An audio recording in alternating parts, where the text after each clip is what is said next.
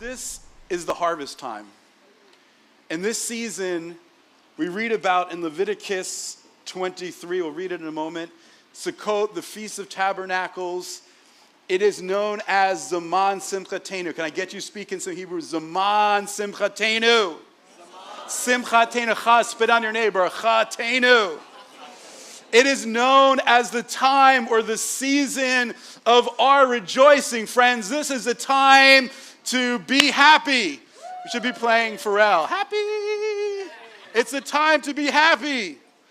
You know, we've come through the season where we've turned to God. We've received His forgiveness, His atonement for us. And now it's time to rejoice and celebrate. There was a young man, and there was a father who had a young daughter. She was very pretty, and all sorts of guys wanted to marry her and were interested in dating her. And any of the boys that she brought home, none of them were ever good enough for her father. None of them were ever good enough. And he rejected all of them, and she really fell in love with this one guy, but she was so nervous to bring him home, but she knew it was getting serious. She had to take him home. So she brought him home, and he was studying to be a teacher in seminary and a pastor, and he said, he brought him home. He said, how are you going to provide? He goes, well, you know, I'm studying. I'm in graduate school. I'm going to go for my doctorate, but one day I'm going to teach Bible and theology and who knows what else. And he goes, well, how are you going to provide for my daughter? He goes, well, I don't know. He goes, I trust God to provide. He goes, you know, she's lived a really good life. How are you going to provide the clothes and the housing? He goes, I just trust God. The Lord is going to provide. And he says, okay, I give you the blessing on you two getting engaged. And the daughter was shocked. She said, all the other guys you rejected, but what is it that you look like about this guy? He said, well, at least this guy thinks I'm the Lord.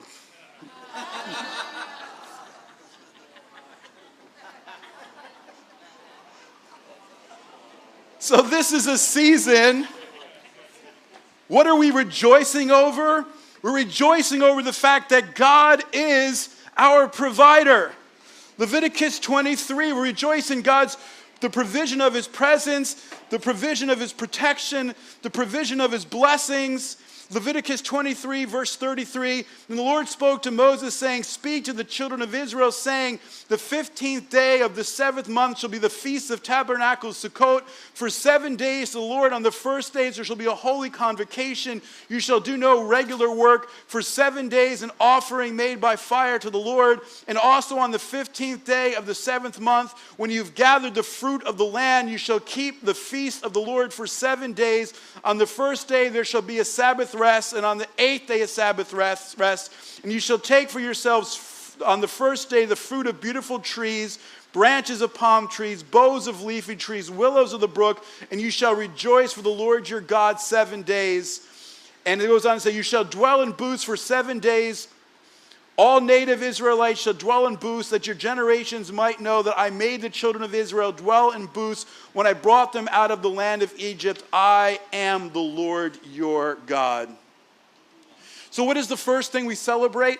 The first thing Sukkot celebrates is God's presence among the people for the 40 years in the wilderness. He led them as a cloud of what? A cloud of smoke by day and a pillar of fire by night. And actually when we make these booths they're temporary shelters called Sukkot. Can you say Sukkot? And we dwell in these booths. Next year we'll put one up here. And what it reminds us of is not just the tents that we lived in, but it reminds us that God's presence formed a canopy over us.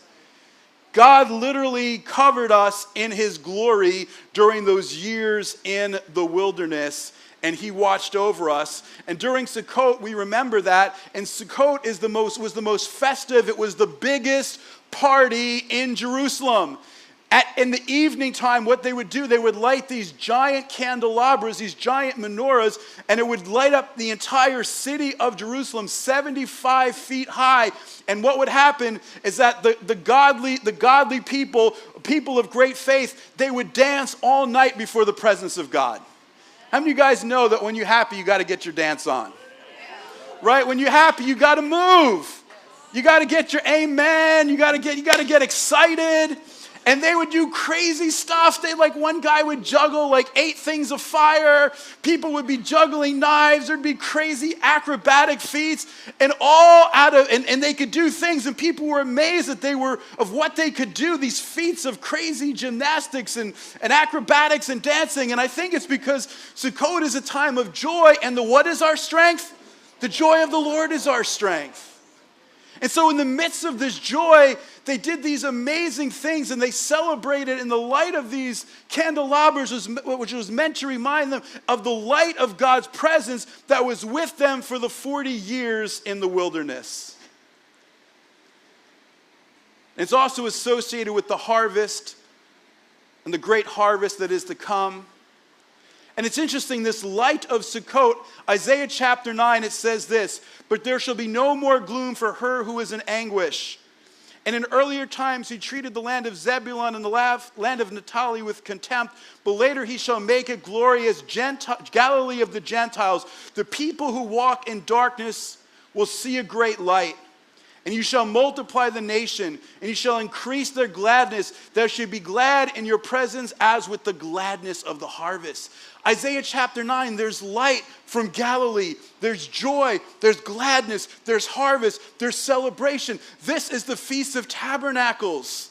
And Messiah reveals his light. Yeshua, Jesus reveals his light at Tabernacles.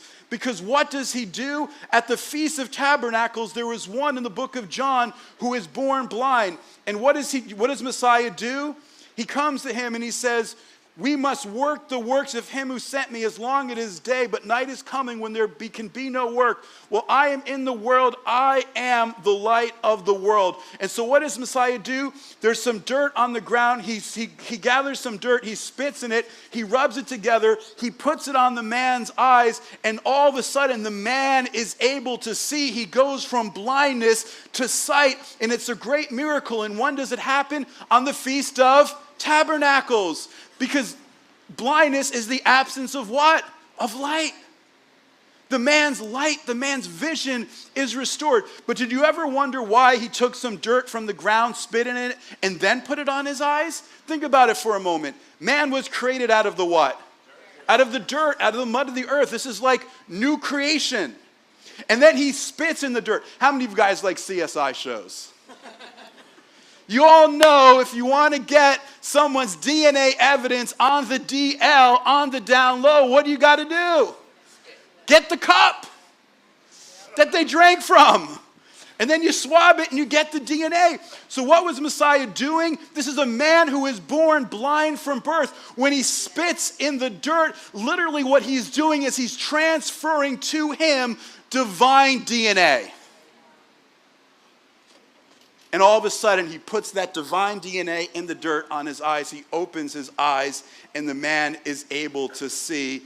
As again, it is written in the book of Luke chapter 4:18, quoting Isaiah, "The Spirit of the Lord is upon me, because he anointed me to proclaim the good news to the poor, to proclaim release to the captives and recovery of sight to the what? To the blind." And so it's God's presence is among us, and when God's presence is among us, there is healing in our midst. But it's not just his presence, it's also the Lord's provision during the wandering in the wilderness for 40 years. Imagine 40 years. Let me tell you guys, they're in the desert 40 years. There's no malls in the desert. There's not much opportunity for fashion in the desert. You're in the same clothes or couple sets of clothes for 40 years. That's something. But one of the miracles that the scripture tells us is that their clothes and their shoes did not wear out for 40 years. But God does more than that. Not only do their clothes not wear out, what does he give them? He gives them bread from heaven known as manna. Literally means, what is this? They saw this stuff, they're like, what the heck is this? What is this stuff? And Sukkot celebrates the provision of bread from heaven in the wilderness. Imagine God feeding millions of people in the wilderness. And one of the things that God was trying to trust them by feeding them in the wilderness, this bread from heaven, is that they had been slaves for so many years. They looked to the hands of their masters to be fed. And now God was trying to teach them, the only one you are to look to is me to provide. And so God gave them bread from heaven every day. You know, it says in the Lord's Prayer, give us this day our what? Daily bread. Daily bread. That's a reference to the manna in the wilderness. The manna was only good for what? One day. Why only good for one day? Because you had to trust God to provide for your needs every single day. The steadfast love of the Lord never ceases. His mercies never come to an end. Great is his faithfulness. Will we trust God today for our daily needs? Because you know what? You can't live off of yesterday's manna. I mean, that's an important lesson to learn, is that so many times we're trying to live off our past achievements, our past success, our past woes. We're living in the past, but if you try to keep the manna, what happened? It rotted, it was putrid. We're to go from strength to strength, from glory to glory. They're new every morning, and it was meant to teach the people to trust in him to provide for their needs. And Messiah is the greater than Moses. So Moses gives them bread from heaven, but what does Messiah do? He multiplies the what? The bread and the fish. He's trying to show him as the greater than Moses. He can take a few pieces of bread and a couple pieces of fish, and he can multiply it and provide for all our needs. All you have to do is give him a little something to work with, and he can do a lot. He's a maximizer. He can maximize any of the meager things that we bring to him. He can maximize and multiply. You don't have to be great. You just got to give him what you got. He can do awesome things with it if we just put it into his hands and let him miraculously maximize it for his plans and his purpose. It doesn't matter if you got $2 in your pocket. God could do something with it. And guess what city was Messiah born in? Bethlehem. You know in Hebrew it's called Beit Lechem. Can you say Beit Lechem? You know what Beit Lechem means? Literally the house of bread. Same place David was born. He is our sustenance. He is our provider. Not only did their clothes not wear out, not only did he provide them bread to teach them to trust him for those years in the wilderness, that they didn't have to work for their bread by the sweat of their brow, just God brought it for them. But he also provided them water from a rock.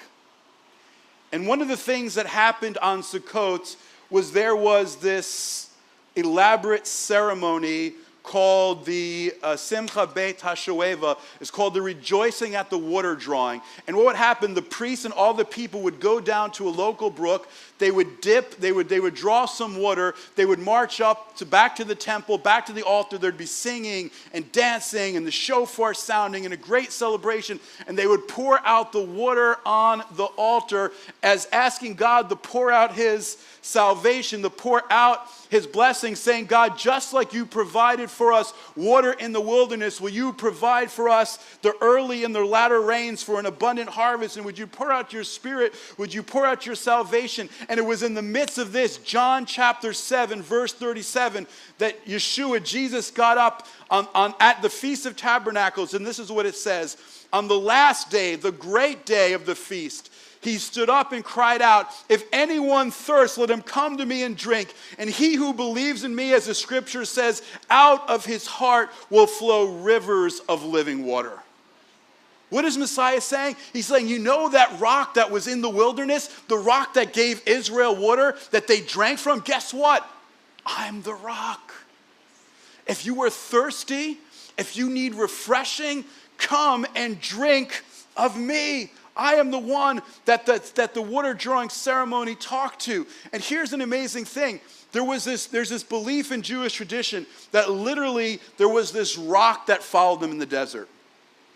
And when the people needed water, they would sing to the rock, spring up, O well. They would make a line, they would make 12 lines in the dirt, and water would come forth from that rock and create 12 streams for all the people to be able to drink so that everyone had their fill. And this is the background for 1 Corinthians chapter 10, where Paul writes, For I do not want you to be ignorant of the fact, brothers, that our fathers were all under the cloud. They all passed through the sea. They were all baptized in the Moses and in the cloud and the sea. They all ate from the same spiritual food. They all drank from the same spiritual rock and that accompanied them, and that rock was Messiah. He's the rock that followed them in the wilderness. We all drink from him, and we're refreshed as he pours out his Spirit to renew us. And then there's one other thing that we got to talk about this. I mean, God is kind of crazy with some of the things he asks his people to do. This is known as a lulav and an etrog. Can you say lulav and etrog? And Leviticus 23 tells us we're to take this and we're to shake this before the Lord for all 7 days in celebration of what he's doing. Jews don't do pumpkins. We don't do corn. We're not corny. Only my jokes. And some people, Sukkot is the harvest festival. It is the Jewish Thanksgiving.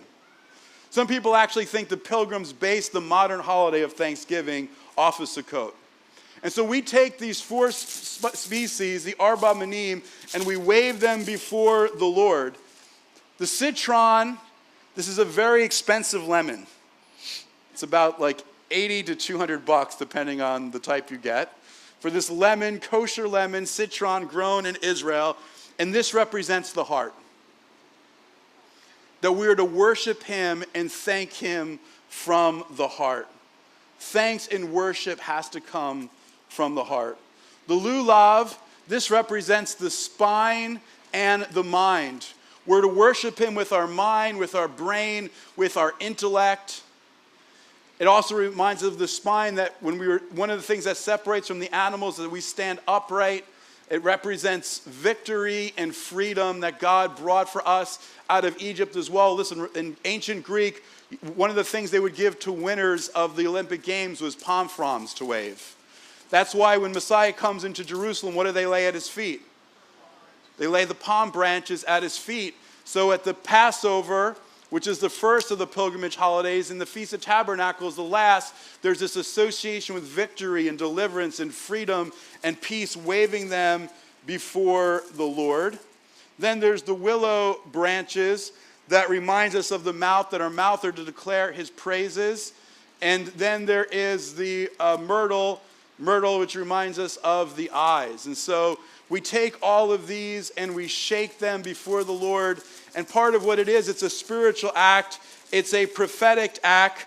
And we're asking God that as we shake this, we're asking God to shake the heavens. We're asking God to pour out his blessings. It's kind of like, did you ever want some fruit on the tree and you couldn't get it, so you shaked it to get the fruit down? We're asking, it's like we're shaking heaven, asking God to pour out his blessing upon us. It's like we're shaking heaven, asking God to pour forth his rain, to pour forth his blessing. And it's kind of like rain is a symbol of God's blessing. You know, rain doesn't fall down until the drops get heavy enough. Prayer is like creates the centrifugal force to pull down the blessings of God from heaven to earth. And so at Sukkot, we're asking God to shake things up. We're asking God to pour out his blessings.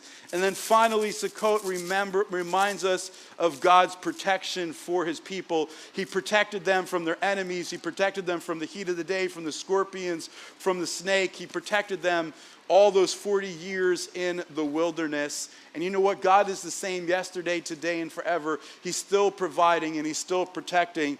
I heard a story of a guy in Israel who's a friend of a friend, and he was in Tel Aviv, and they shot this missile at the largest building in Tel Aviv. And it was heading for the building. They'd been trying to knock it down. They'd not been successful. The Iron Dome didn't catch it. It was like 30 seconds away from hitting the building. It was a completely clear day. And all of a sudden, a gust of wind came out of nowhere and blew the missile into the ocean. And the headlines of the papers of the Islamic militants said, "Their God changes the directions of our missiles." Friends, God still protects. Not just the Jewish people, he still protects us. He still watches over us as well. We don't trust in horses, we don't trust in princes, but we trust in the name of the Lord. And the Feast of Tabernacles is the holiday that most embodies the kingdom of God. Zechariah we go to Matthew 17, the Mount of Transfiguration. There's Jesus, there's Moses and Elijah, and the disciples say, can we build you what? Can we build you booths? Can we build you tabernacles? All of a sudden they see Moses and Elijah and they want to go camping. Listen, we camped for 40 years in the desert. We don't need any more camping. Jews are not so much into camping. Well, some are, but why did they want to build booths? Because what is the physical sign of the kingdom? It's the Feast of Tabernacles. It's a symbol when God will rule and reign over the earth and establish his kingdom here among us.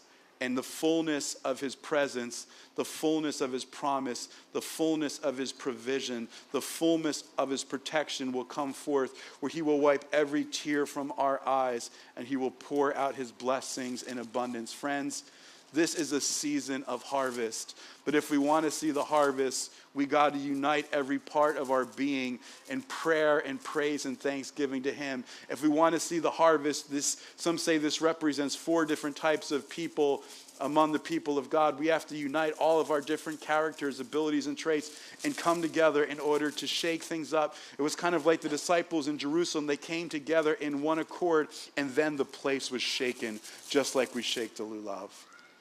And so, God, we just thank you for this day. We thank you for your blessings. We thank you for your promises. We thank you for your provisions. We thank you for the man born blind that you healed, that you are still healing, that you are still making whole, that you are still transforming, that you are still touching lives. And we just want to ask that on today, as we get ready to close out this service, we want to thank you for, just like you provided manna in the wilderness, God, you give us food on our table every day. Just like you provided, God, for dwelling places for Israel in the wilderness, we thank you, God, that you still provide a dwelling place for us. We have roofs over our head. We have food in our mouths. We thank you, God, that you have watched over us so many times. We thank you for the multitude of blessings that you have poured out upon us. And we just want to say thank you. We want to celebrate before you, and we want to rejoice in all that you have done. And we say, Hodu Ladonai Ki Tov, Ki Leolam Chazdo. We give thanks to you, for you are good, and your kindness endures forever. Amen.